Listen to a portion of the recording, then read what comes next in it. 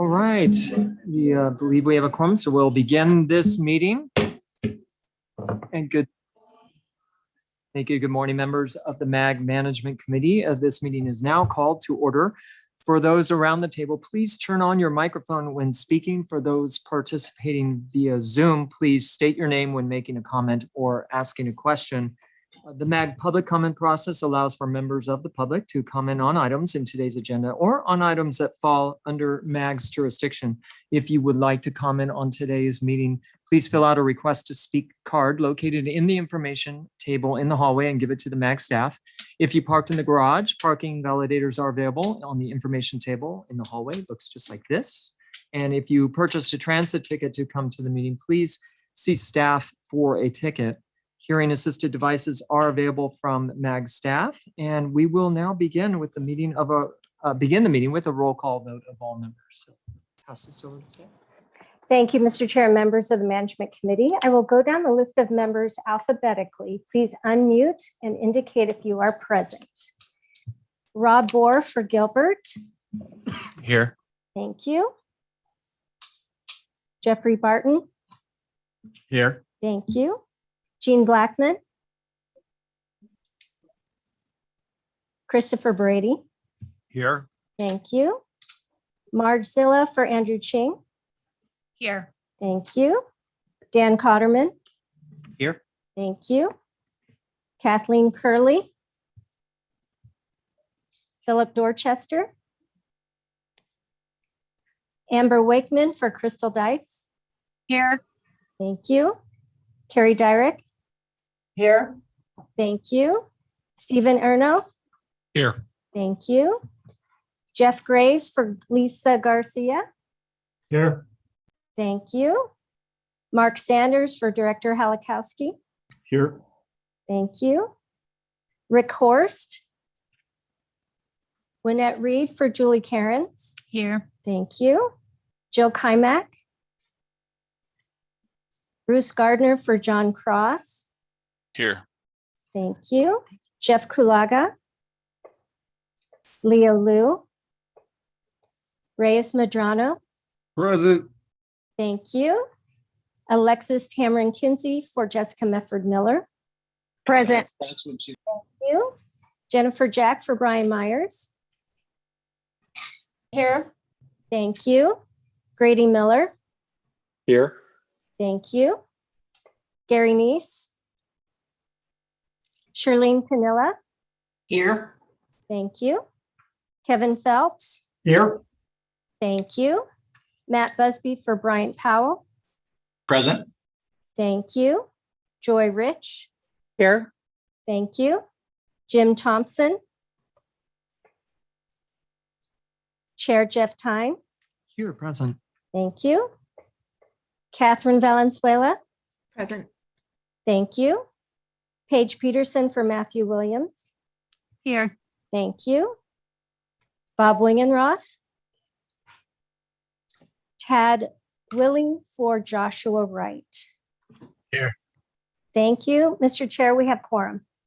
Great, thank you, Andrea. All right, we'll move to the next time. I do ask that you please join me for the Pledge of Allegiance.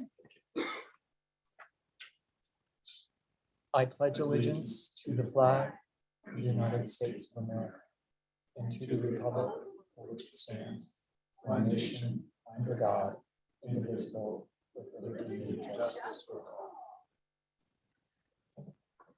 Thank you. Our next item is call to the audience. This is an opportunity for the public to comment on items that fall under MAG's jurisdiction that are not on the agenda or that are not on the agenda for discussion, not for action. 15 minutes will be provided for the call to audience agenda item unless the committee requests an exception to this limit. I have received one request to speak card for this agenda item. MAG also provides the opportunity for members of the public to submit written comments via MAG website 1 hour prior to the meeting. And we'll go through that. But first, we do have one item, and I believe it is from Ms. Farker. Hello, Ms. Farker.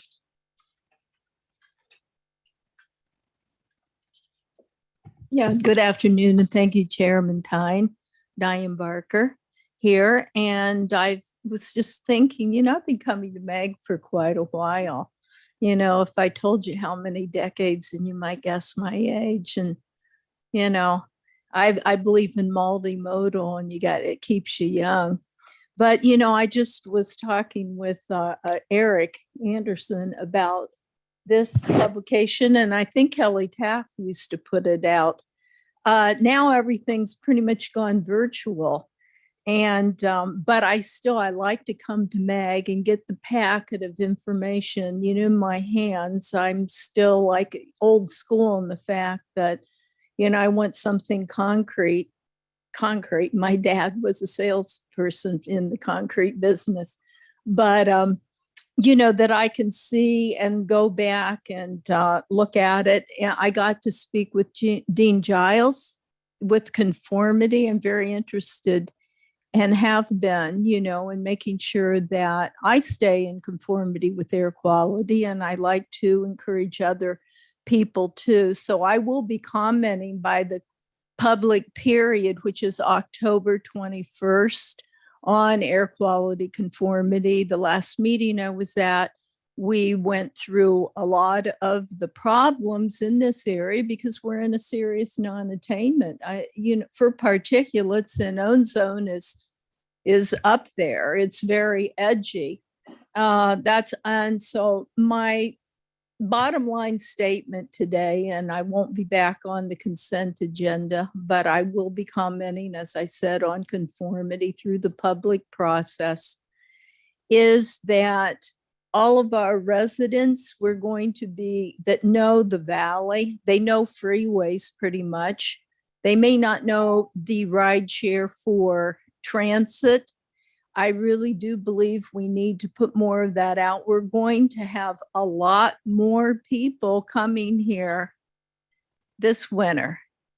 We are so privileged to be in an area that doesn't have that many calamities. People complain about the temperature, but when we think of the people, what they're experiencing in Florida, I'm glad to see they're getting help. I lived there at one time, but the things that are happening now across country, it will lead more people here, and the residents need to help. So I encourage you to get people to help you. Thank you. Thank you, Ms. Farr. Great. And I'll ask staff if we do have any written comments for this item as well. Thank you, Mr. Chair. Members, we've received one written comment regarding this item. I will read the comment. This comes from Kimberly Moon of Chandler, Arizona. I will begin. The half-cent sales tax has been crucial for cities and towns across the state. Please continue to make every effort to reestablish this type of funding. Thank you for your efforts. End comment. Thank you, Ms. Martinez. Appreciate that. Our next item is a report from MAG Executive Director Eric Anderson, and this item is for information. Thank you, Eric. Thank you, Mr. Chair. Go to the next slide.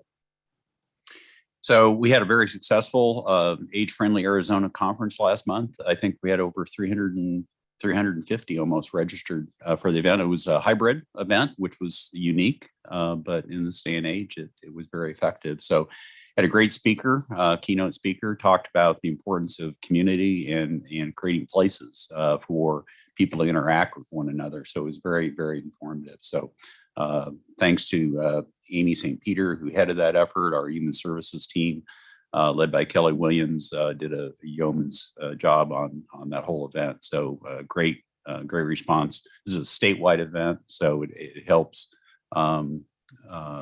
people from around the state identify best practices for helping those of us who are getting older in age.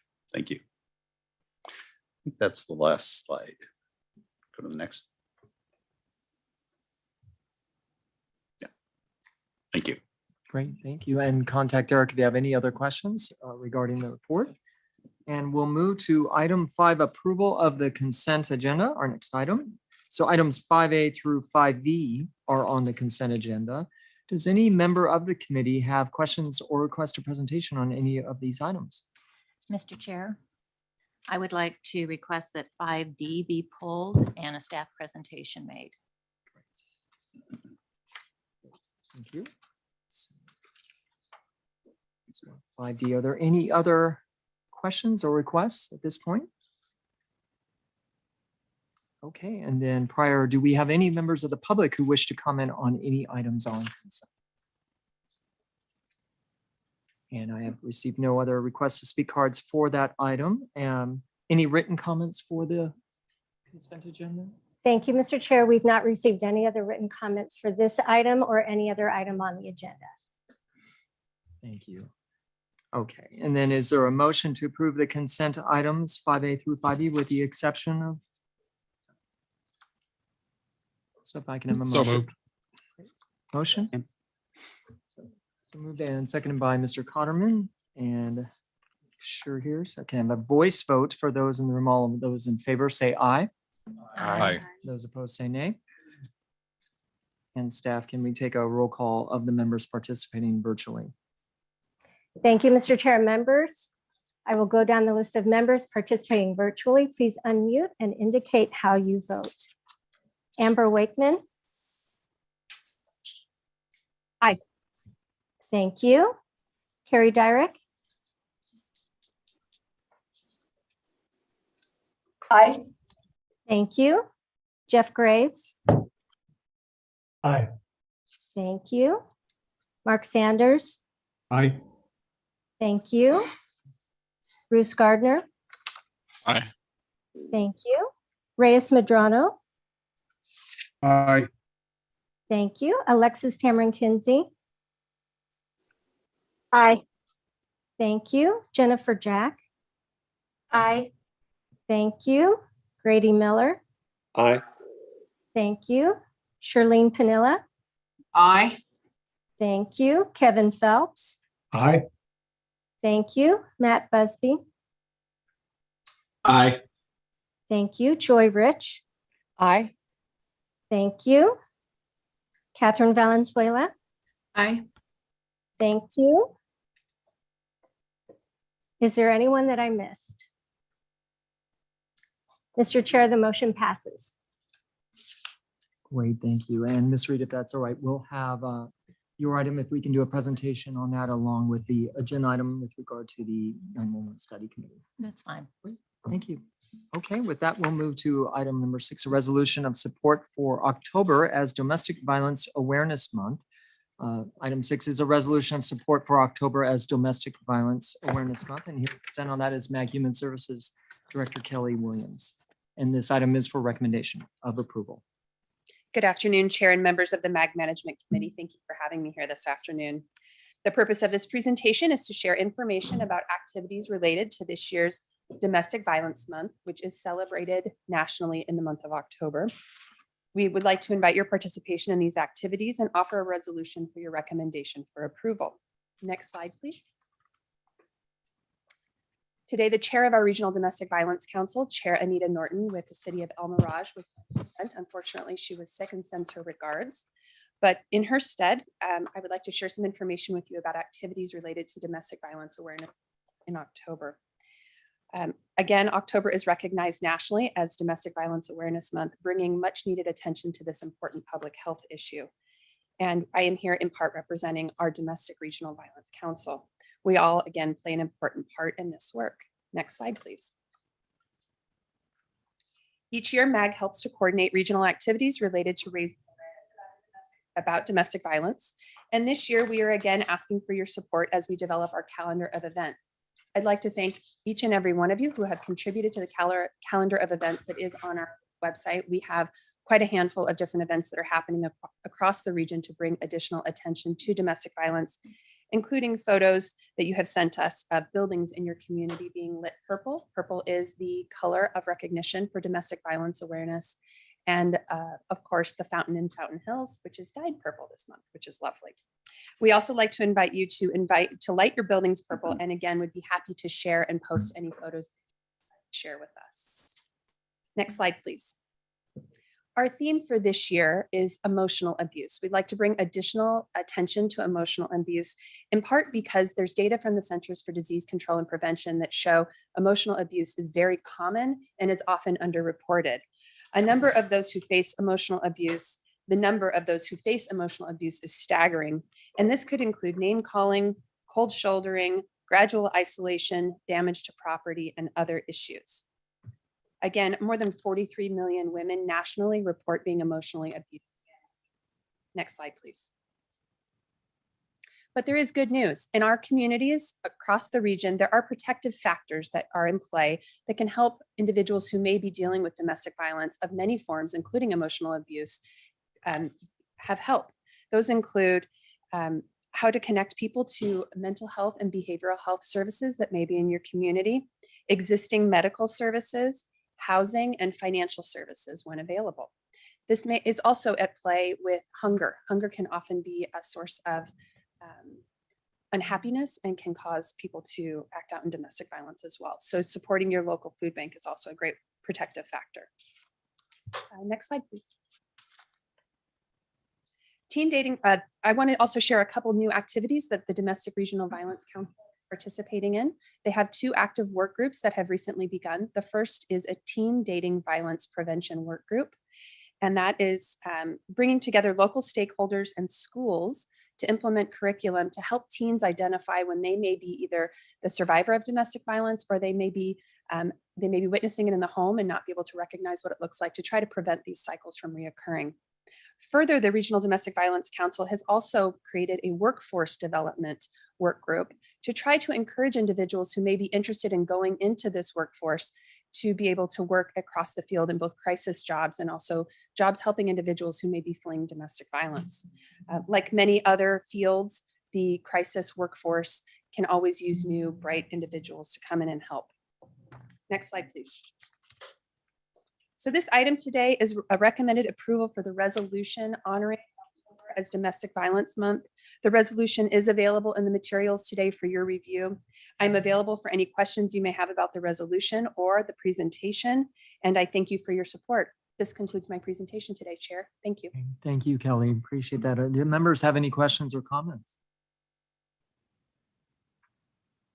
Well, if not, is there a motion to recommend approval of the resolution of support? Motion to approve. Second. Second, was that Ms. Peterson? Or who had the second? Second, Amber Wakeman. Great, second by Ms. Wakeman. Great, we'll take a roll call, or we'll take a voice vote for those in the room. All those in favor say aye. Aye. And those opposed say nay. And staff, can we take a roll call vote of the members participating virtually? Thank you, Mr. Chair and members. I'll go down the list of members participating virtually. Please unmute and indicate how you vote. Amber Wakeman. Aye. Thank you. Carrie Dyrick. Aye. Thank you. Jeff Graves. Aye. Thank you. Mark Sanders. Aye. Thank you. Bruce Gardner. Aye. Thank you. Reyes Medrano. Aye. Thank you. Alexis Tamron Kinsey.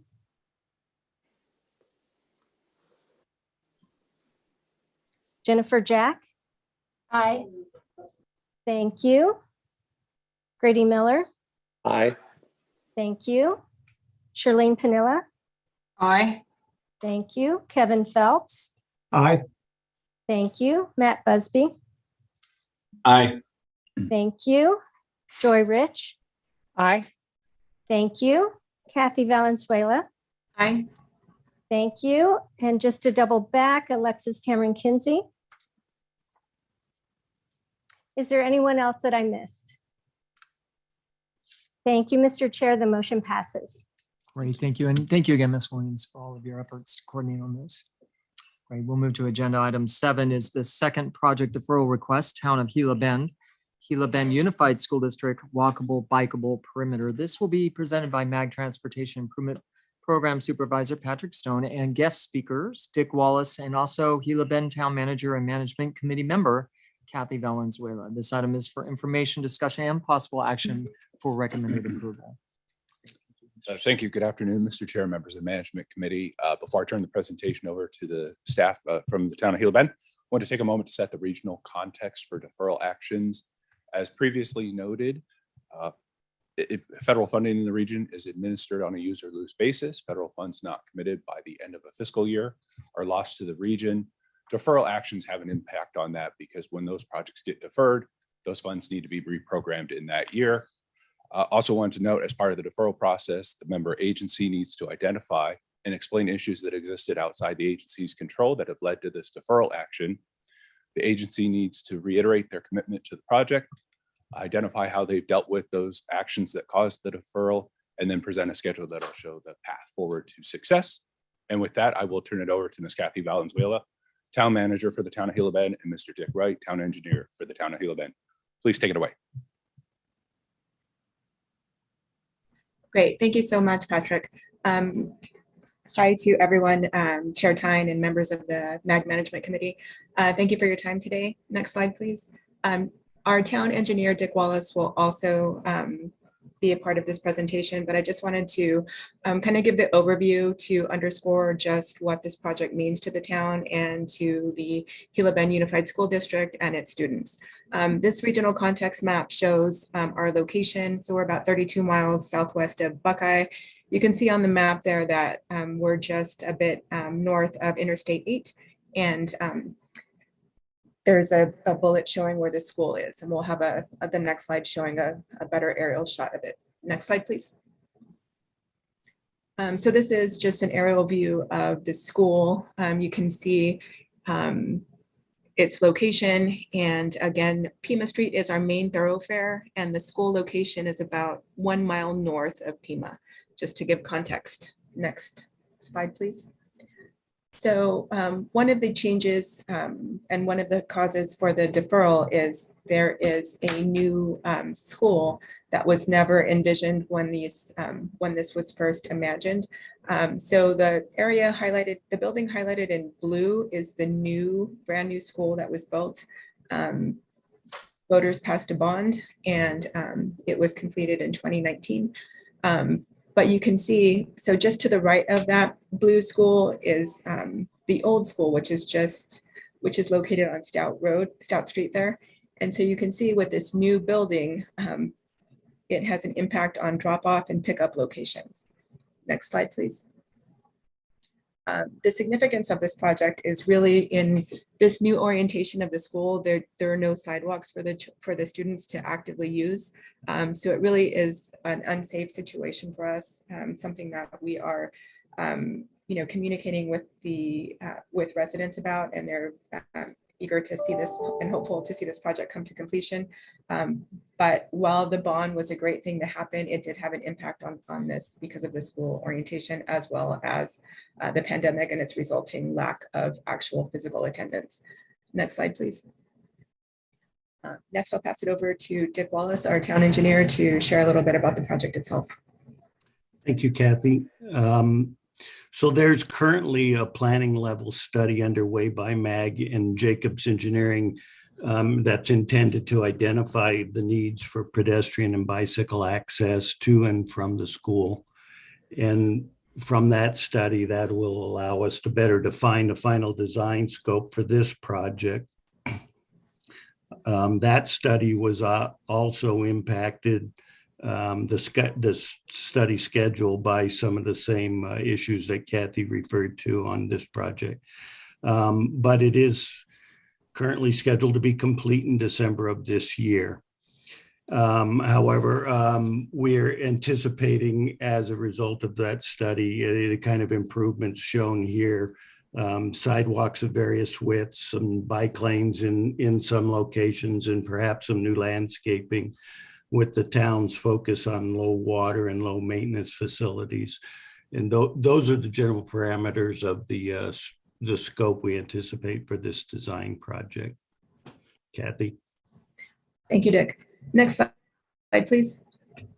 So again, our first deferral request was a result of the pandemic and its and lack of student attendance in person. Our second deferral request is a result of that very study being pushed back. And so we really want to we really want to have design informed by actual student utilization. And so that's why we were so keen to actually continue on with this, to be sure that we were capturing how students really are using the school, and so that we can make the best and most informed decisions for their safety in terms of utilization. Next slide, please. So we do have funding programmed in our current CIP. And so this would be programmed in fiscal year 24 for design and construction funding to fiscal year 25. We do have a project schedule that Mr. Wallace will discuss in the next slide, but it would require coordination with ADOT in the summer of 2023. Next slide. Dick. Sure. So as I mentioned, the planning study is scheduled to wrap up this December. And the schedule you see before you is based on that. We're confident we can meet that schedule. I don't want to go through every line item there before you, but essentially the design would start in October of 2023, which allows us ample time for our IGA with ADOT and the approvals that are necessary prior to starting design. And then the construction bid in July of 2025, which is more than a year of time for design and any environmental, utility, or right-of-way issues to be resolved. So we're fairly comfortable with this schedule, as you see. That's all I have, Kat. Okay. Thank you, Dick. Next slide, please. So that's the information we have for the second project deferral. Certainly open to any questions should you have any. Thank you for your time. Thank you, Kathy and Dick and Patrick. Any other staff comments? No further comments, Mr. Chair. Thank you, Mr. Stone. So do any members have any questions or comments?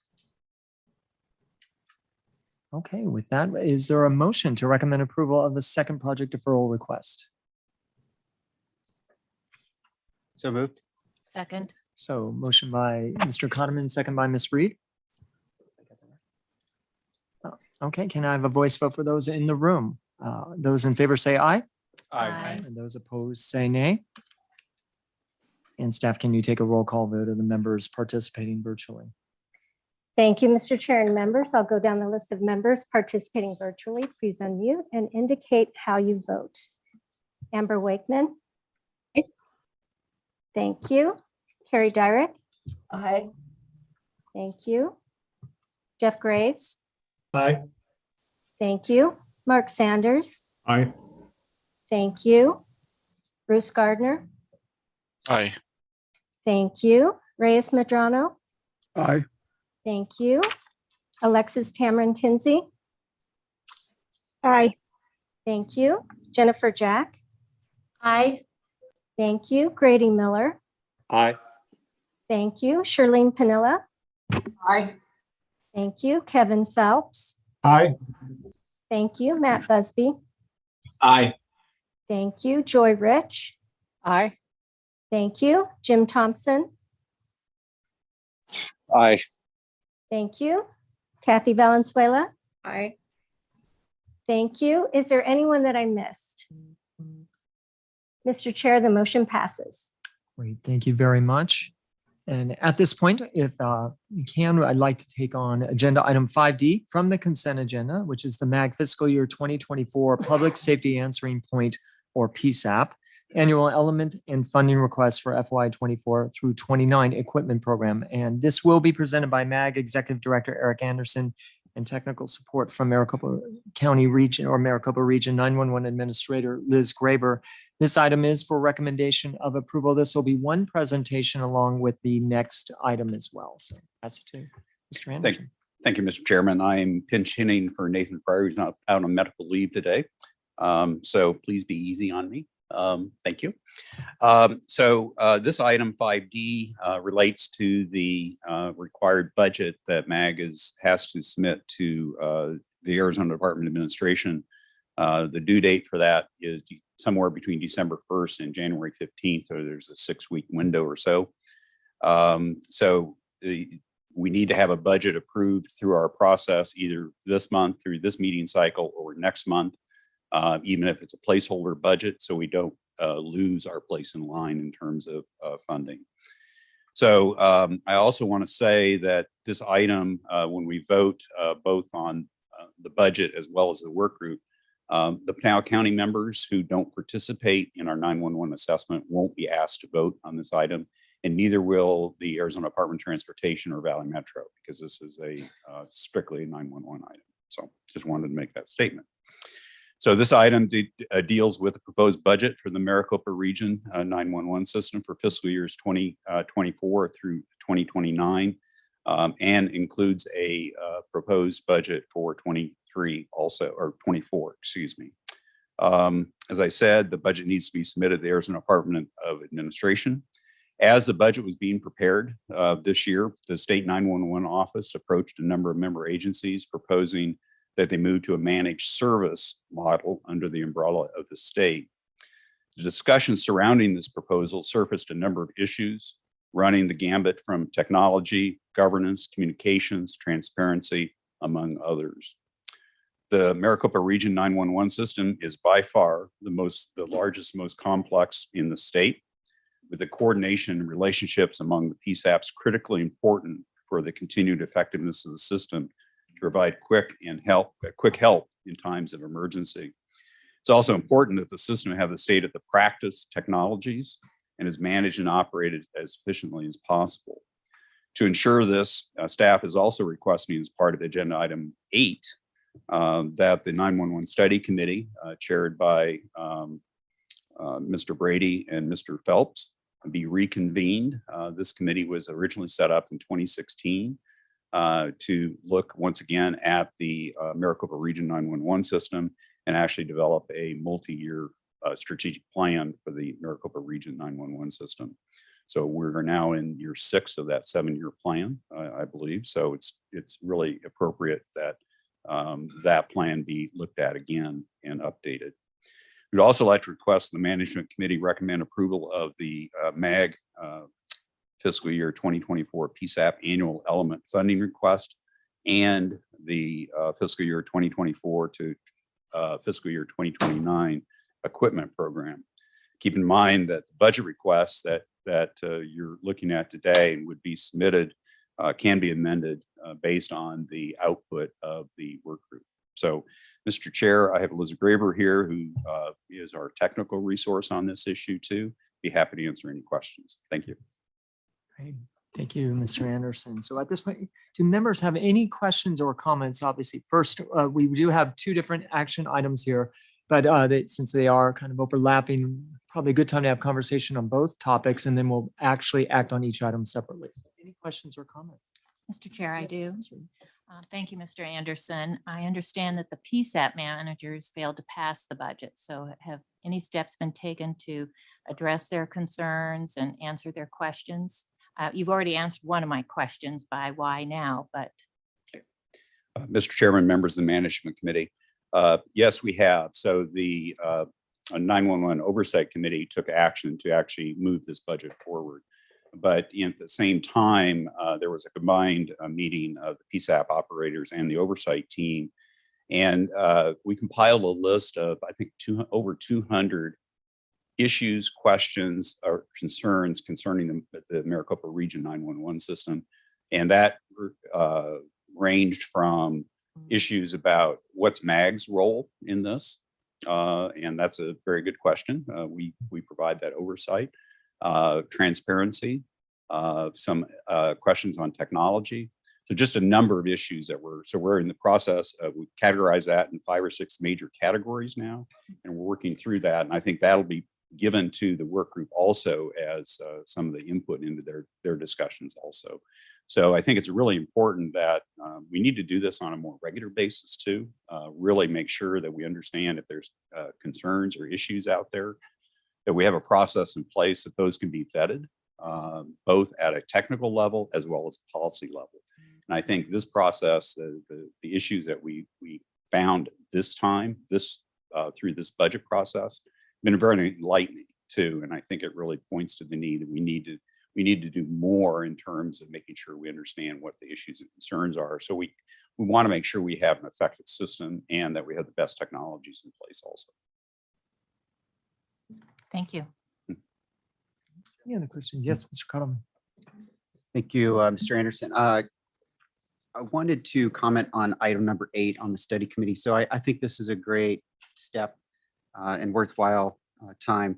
I did want to recommend, though, as a part of that effort, that group, that we set them up for success as they evaluate the system, and perhaps that we commission a third-party study to look at the governance model of the regional 911 system as well as the technical state. So that group would have something to work from. I'm not sure that the members of that group are fully capable of getting into the same level of detail that perhaps a third-party consultant could. So to be clear, just looking at as part of that committee, that staff work to get a third party independent That's correct. as a source, as support for that. One of the inputs for them to evaluate. I see. Thank you. Sure. Mr. Brady. So I guess I need a clarification on that. I think before the committee meets, I think they maybe give us an opportunity for a resource to come back and ask for that. Because that sounds pretty broad. I don't know what we would be asking. So maybe let the committee go through the process. I suspect we may need some outside assistance, but maybe let us come to that decision and then come back and ask for that. Because I think it would be a little premature before we actually have the opportunity. We did this once before. The committee was faced, it's kind of deja vu. We had the state agency that collects the dollars. But by the way, you only get pennies on the dollar back from the state. This region does not even get half of the money that's contributed by the residents that live in this area that pay for that. So be careful when you listen to the stories from the state. They were promoting a very specific product back then. And so there was some questions about the technology and what was best. So I think we managed that pretty well. I think we can do that again. I do think there are some lingering challenges in the part that I think the customer responsiveness to our individual Psaps, I think there's been erosion of trust, of kind of confidence that things can be done in a timely manner. I think those things have to be addressed, and whether we need outside consultants to tell us which direction to move, we can have that conversation. But I think there's a lot of work for the committee to do, but maybe allow the committee to kind of go through a process to come to that conclusion, which I suspect we may, but I think we can have a better definition of what those services might be. Thank you. Any other comments? Mr. Chair, this is Jim Thompson, Scottsdale. Hi, go ahead, Mr. Thompson. Thank you. And I've been on since the beginning of the meeting. I just couldn't get the mute off on the phone, but I have Wi-Fi now, so I got a good connection.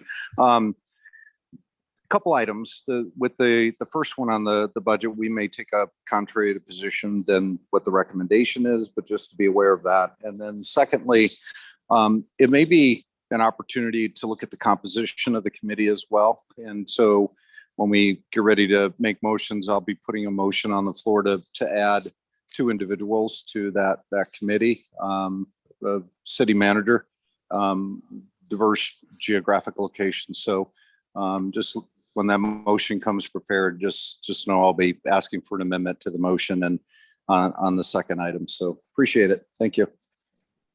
Thank you, Mr. Thompson. Any other questions, comments? Mr. Bohr. Rob Board, Town of Gilbert. Just wanted to say we appreciate the acknowledgement of the issues and the concerns that have come up. We'll support the passage of the budget and the creation of the study committee today, but Town of Gilbert, our PSAP representatives and public safety officials continue to have those concerns and appreciate the opportunity this presents to be able to work through those and hopefully get all those questions answered and issues resolved. But we will support that today. Thank you. Great, thank you. So one item of clarification, Mr. Cotterman, would you be comfortable if, as part of the scope of that committee, that we talk about the interest in having third-party independent assessment on that? Would that be okay to do that rather than as part of a motion? Yes, I think Mr. Brady's proposal would satisfy my request. Great. Thank you. Yes, please, Mr. Rono. So, Mr. Anderson, I'm just curious if we reconvene, if there's any opportunity to have some discussion or a presentation on what was accomplished off of the first go around where they had the plan that was instituted in what, 2016, I believe? 2016. Yeah, it would be interesting, I think, to know where do we get with that plan and then go forward from there. Mr. Chair, members of the management committee, we certainly could do that. Great. Are there any other questions?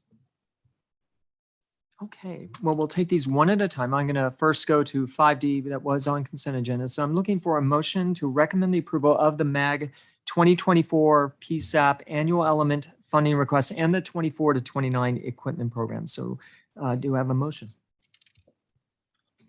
So moved. Great. Motion by Ms. Reed. Is there a second? Second. Oh, second by Mr. Barton. Thank you. Okay, with that, I'll take a voice vote for those in the room. Those in favor say aye. Aye. Those opposed say nay. Great. And staff, can we take a roll call vote of members participating virtually? Thank you, Mr. Chair. Members, I'll go down the list of members participating virtually. Please unmute and indicate how you vote. Amber Wakeman. Aye. Thank you. Carrie Dyrek. Aye. Thank you. Bruce Gardner. Aye. Thank you. Reyes Medrano. Aye. Thank you. Jennifer Jack. Aye. Thank you. Grady Miller. Aye. Thank you. Shirlene Pinilla. Aye. Thank you. Kevin Phelps. Aye. Thank you. Matt Busby. Aye. Thank you. Joy Rich. Aye. Thank you. Jim Thompson. Nay. Kathy Valenzuela. Aye. Thank you. Is there anyone that I missed? Mr. Chair, the motion passes. Great, sounds great. Thank you very much. We'll move to item 8, the reconvening of the 911 study committee. We're getting the band back together. This will be an item that we had just gone through. So I'm going to, at this point, look for a motion to recommend approval, but if I'm understanding, there might be an amended recommendation. So moved, Mr. Chair. It's Reyes from Tolleson. Okay, first, it's a motion at this point to reconvene the committee now. So are there any other comments? Or Mr. Chair, I move that reconvening the 911 study committee motion be amended to include 2 geographically balanced city managers, one from the East Valley and one from the West Valley. Great. Yes, that be an addition. Yes. This is in addition to the 2. Correct. So you're looking at one from East Valley and one from West Valley. Okay, so do we go on the amended motion first? I believe in Robert's rules. So I'm going to go to that. We'll go to the amended motion. First, can I have a motion for that? Do we have a second on the amended motion? Second. We can move in. I'll take second by Ms. Climack first. Thank you, Mr. Thompson, though. And then we'll take a voice vote for those in the room on the amended motion. Those in favor say aye. Aye. And those opposed say nay. Great, thank you. And now we'll take on the original action as well. So I can have a motion to approve. Right, and second. So moved by Mr. Arno, second by Mr. Cotterman. Those in the audience, please say aye or nay. And those opposed say nay. And a roll call vote for the members participating virtually. Thank you, Mr. Chair. Members, I'll go down the list of members participating virtually. Please unmute and indicate how you vote. Amber Wakeman. Aye. Thank you. Carrie Dyrek. Aye. Thank you. Bruce Gardner. Aye. Thank you. Reyes Medrano. Aye. Thank you. Jennifer Jack. Aye. Thank you. Grady Miller. Aye. Thank you. Shirlene Pinilla. Kevin Phelps. Aye. Thank you. Matt Busby. Aye. Thank you. Joy Rich. Aye. Thank you. Jim Thompson. Aye. Thank you. Kathy Valenzuela. Aye. Thank you. Is there anyone that I missed? Mr. Chair, the motion passes. Great, thank you. We actually probably have it approved twice, so thank you for that. Appreciate it. And we'll move next to item 9, draft MAG policy principles. This will be presented by MAG Senior Policy Program Manager Sapna Gupta. This item is for recommendation and approval. Thank you. Ms. Thank you, Mr. Chair, members of the Management Committee. These MAC policy principles present MAC policy approaches for a wide range of issues, ranging from specific legislative priorities to the broader roles and activities of the agency. We developed these policy principles a few years ago, and we update them and present them at this time of the year. Next slide, please. The policy principles document describes what the agency is about. It's been useful in a number of ways. We can leave it behind after meetings, whether it is with local, state, regional, federal stakeholders, as well as with industry organizations and nonprofit sector. More importantly, they're an approved set of policy principles that the agency can draw upon, review, and revise this brochure on an annual basis.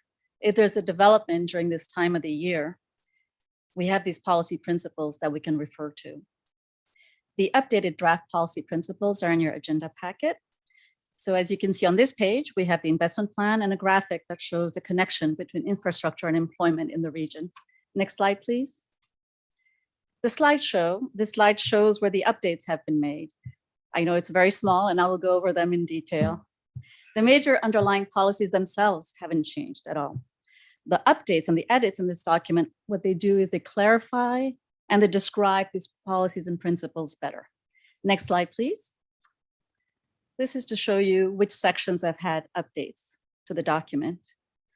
I will go over them in greater detail. Next slide, please. For the transportation section, what we've done for this year is we've changed the order of the bullet. This is to reflect the importance of transportation funding to the region and to get the extension of Prop 400 in front of voters as soon as possible. Next slide, please. For the economic development section, we have added the bullet because of the importance, again, of spreading the word about infrastructure investments in the regions. Bullet in the middle about communicating the critical importance of infrastructure investments. We also received feedback last Tuesday at the Economic Development Committee meeting about adding language on alternatively fueled vehicles and have included that language in the second bullet, as you can see. Next slide, please. For the environmental section, we have clarified the language further in both bullets. We've added a reference to natural resources in the first bullet. Again, this is to reflect feedback received at last Tuesday's Economic Development Committee. Next slide, please. We've added some wording to two sections. In regional analytics, we added such as housing and education to better reflect the breadth of their efforts, as you saw in the August presentation by Anubhav Bagli.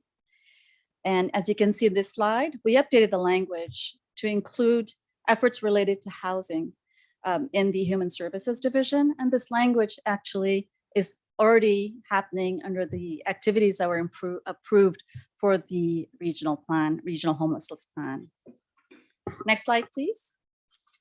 This item is on for recommendation for action with the recommendation for approval of the updated MAG policy principles. I would like to note that the MAG policy principles will be presented for a vote at the TPC meeting next week, and also at the executive committee meeting next Monday, and finally at the regional council at the end of the month. Mr. Chair and members of the management committee, this concludes my presentation. All right, thank you, Sapna. Members, are there any questions or comments? Hearing none, is there a motion to recommend approval of the draft MAG principles? This is Grady, so moved. Okay, moved by Mr. Miller. Do I have a second? And second by Mr. Brady. Can I have a voice vote for those in the room? Those in favor say aye. Aye. And those opposed say nay. And staff, can we take a roll call vote of the members participating virtually? Thank you, Mr. Chair. Members, I will go down the list of members participating virtually. Please unmute and indicate how you vote. Amber Wakeman. Aye. Thank you. Carrie Dyrek. Aye. Thank you. Jeff Graves. Aye. Thank you. Mark Sanders. Aye. Thank you. Bruce Gardner. Aye. Thank you. Reyes Medrano. Aye. Thank you. Alexis Tamarin Kinsey. Aye. Thank you. Jennifer Jack. Aye. Thank you. Grady Miller. Aye. Thank you. Charlene Panilla. Kevin Phelps. Aye. Thank you. Matt Busby. Aye. Thank you. Joy Rich. Aye. Thank you. Jim Thompson. Aye. Thank you. Kathy Valenzuela. Aye. Thank you. Is there anyone that I missed? Mr. Chair, the motion passes. Great. Thank you very much. Appreciate that.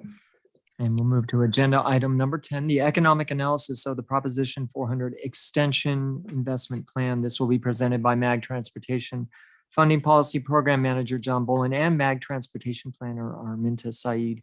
And this item is for information and discussion. Thank you. Thank you very much, Mr. Chair, members of the MAG Management Committee. Happy to be here today to give an abbreviated version of our economic presentation. Those of you that are interested in the full version, we will be giving that to TPC next week. Next slide, please.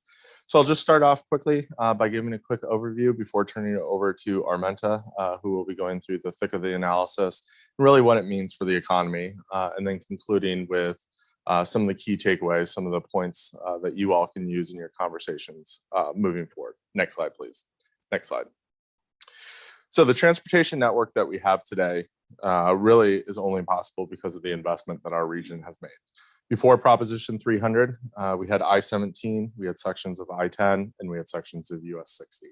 Under Proposition 300 and Proposition 400, we have enabled the construction of Loop 101, Loop 202, Loop 303, State Route 51, State Route 143, hundreds of miles of new and improved arterials, and we fund millions of miles of bus transit service. Next slide, please. And that has paid off in full. Really, it has enabled the explosive growth that we've seen in the region, both in terms of the population that's moving here, as well as the number of jobs that we have. Next slide, please. It has saved people and businesses hundreds of thousands of hours every day, and it has significantly increased our property values. Next slide, please.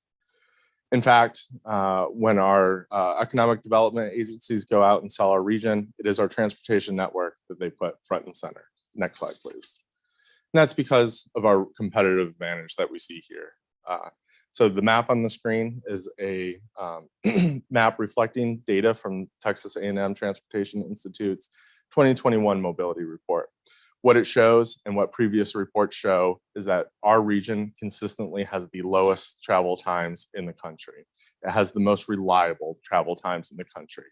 It provides our competitive advantage. Next slide, please. And what's really all that surprising is that we've been able to accomplish this with relatively low levels of investments. We have done a good job of getting out in front of development. One of the first tasks that we undertook as development of the RTP was to do a peer region analysis. Those regions that we look to, those regions that we competed against jobs, what is their level of investment in transportation? Next slide. What we found is that we're being outpaced. Again, we have done an outstanding job building our transportation network, but others are investing at higher levels.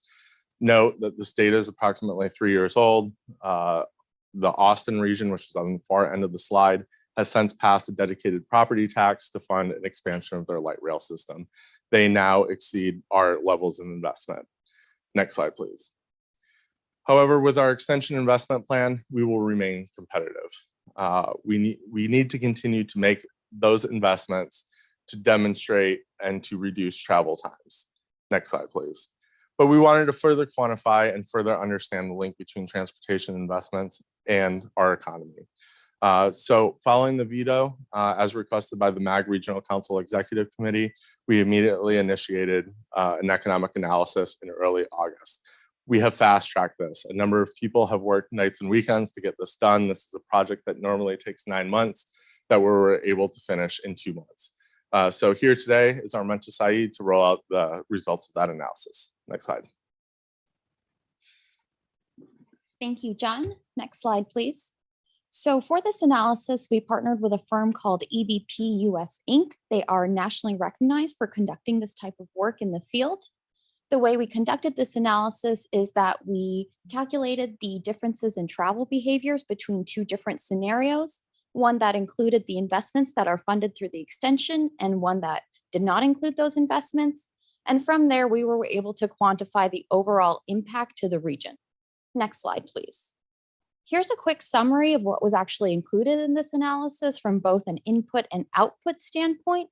What wasn't included was billions of dollars that we have set aside for programs we weren't able to model. So just to keep in mind as I share the findings with you today that they are conservative estimates. Next slide, please.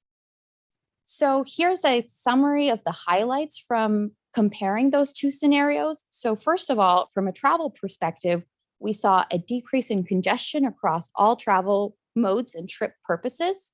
Complementing this nicely was an increase in speeds on average of about 1 to 2 miles per hour, which is significant at that aggregate level. And then we saw an increase in transit trips of over 100,000 trips every single year. When we calculate the impact of all of those travel benefits as a whole on the region, we estimate that the region will save about $73 billion over the 25-year period. $40 billion alone is savings for our local businesses in terms of their travel time and increased travel reliability. And then 4.4 billion is just for freight logistics cost savings. Next slide, please. But the big piece of the impact comes from our economy growing and becoming more regionally competitive, or our region becoming more competitive as a result of those travel time savings and cost savings being reinvested back to the region. Next slide, please. And so when we look at what is the impact of that $73 billion of savings being reinvested back to this region's economy, we see that net new business sales will increase estimated total of about $113 billion over the 25-year period. Of that, $60 billion will be the value added back to the region. We see income growing by a total estimated at $40 billion. And then we see that our investment plan will also help to, will create or support about 31,600 net new jobs every single year. Next slide, please. In addition, our analysis also found some key benefits that are specific to the growth that our region is currently experiencing. Next slide, please. And so there are certain industries that are more reliant on the infrastructure investments that are included in the extension. Something like a semiconductor manufacturing facility will rely more on the freight corridor improvements we have included than other industries because of their reliance on truck traffic. Next slide, please. And so when we look at the industries, when we look at a snapshot of the MAG regional economy, we see that the industries that are most reliant on the investment plan are those industries that are already key to the state economy. Next slide, please. And as such, it's these industries that benefit the most from our extension plan. But in addition, it's the growth in these industries that also help to grow the job quality for the region. In fact, 71% of all those net new annual jobs fall between median to high wage thresholds, and they all fall within growing occupations. Next slide, please. And in addition, we also found that 87% of the projects that are included in the investment plan will help to enhance access to regional job centers, which makes our region more attractive from both an employer and employee perspective. Next slide, please. And then along the same lines, as our region becomes more competitive and there's interest for new investments, it's significant that our investment plan will help to create or improve access to 87,000 acres of developable land. Next slide, please. And then when you consider that 2/3 of those developable land parcels are state land parcels, that is another direct benefit of our extension plan back to the state. And so the property values of those state land parcels, we estimate to increase by a total of about 69 million. And that's something that will be reinvested back into the state through the state's public school system. Next slide, please. And at this point, I'll turn it back to John. Thank you. Next slide, please. So just in summary, it's clear that the investments that we have made today are responsible for the prosperity that we see here today. Our region has done a great job of continuing to grow our economy, continuing to diversify our economy, and the extension plan will help just that. Without the extension plan, our economy will suffer. Our local businesses will suffer.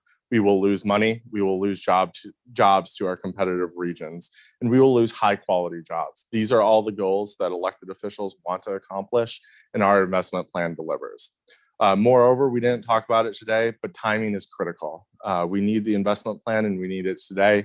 The longer we delay, the higher that drives up costs and the more that does impact the economy. So with that, Mr. Chair, we'd be happy to answer any questions.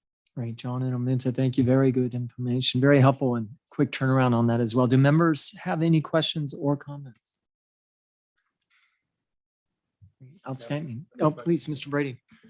So, yeah, thank you for putting all that together. This is helpful because I've always said, there's all different scenarios about how we're going to resolve Prop 400, but at the end of the day, we have to resolve Prop 400. So it's not if we're going to do it, when it's going to happen, right? So we're going to push and keep doing this. I think this is very helpful regardless. I think I guess the question is, John and Eric, how do we take this? I mean, this works in a setting like this. I could imagine this is something Jeff and I could present to GPAC. And I think that's important. Certainly, maybe some political folks can listen to that. And I think it's helpful. Somehow we also need to take this kind of information and how do we communicate that and engage that with the voter, right? The person that ultimately at the end of the day, we've got to go to a vote. So I don't have the answer. I'm just suggesting we need to figure out how to take all of this at a very kind of the level you've got it right now, and then put it in a format, whether we like it or not. That was it, Generation Z now. It's all video, kind of animated. I mean, just think in those terms, right? So taking this information and then how do we work it? And one thing that I thought maybe, and it probably wasn't the intent here, but it's for the everyday person today. What does this mean to them? Maybe they really don't care whether undeveloped areas of state trust land gets built out, but what they do care about is how long it's going to take them to get from here to downtown Phoenix, to get from Phoenix to whatever Flagstaff or what. I mean, that's when it's like hits people hard, is this the congestion. I don't know if there's a way to pull that into here too and just talk about that quality of life that you're going to be spending, your commute is now, whatever time it is, and what's it going to be, because population will keep growing. We're not building up the capacity. I don't know. So I'm just throwing out some ideas. Great work. I just think now it's this opportunity to keep moving forward. Thank you. Thank you, Mr. Chair, Mr. Brady. Just quickly, we completely agree. I think our current strategy right now is fluid. Our target audience, if you will, is fluid, but certainly there's a lot of consumable bits here for the public. Work with our communication messaging team to continue to get that out. So completely agree. Can we get this copy of this, or how does that work? Mr. Chair, members of the management committee, this is currently posted online. We can certainly, the longer version for TPC, I think, has some really critical elements. Correct. So John, do we have a collateral material that supports this, handouts and things like that too? That may be available. Mr. Chair, members of the management committee, we are working on that concurrently. So a lot of this is hot off the press, but yes. Excellent. Any other questions or comments? Great conversation. Really appreciate this. Thank you and best of luck. Thank you. Going forward. And item 11 is our legislative update, and we will not have a legislative update today. And of course, our thoughts with Nathan. And agenda item 12, requests for future agenda items. Are there any requests by a management committee member for an item on a future agenda? Okay, not hearing some. We will go to item 13, comments from the committee. Any comments or announcements from the membership? All right. Well, with that, then we will adjourn the meeting. The next meeting of the management committee will be on Wednesday, November 9th from 12 p.m. with no other further business. We will adjourn and I'll knock the gavel. Thank you, everyone.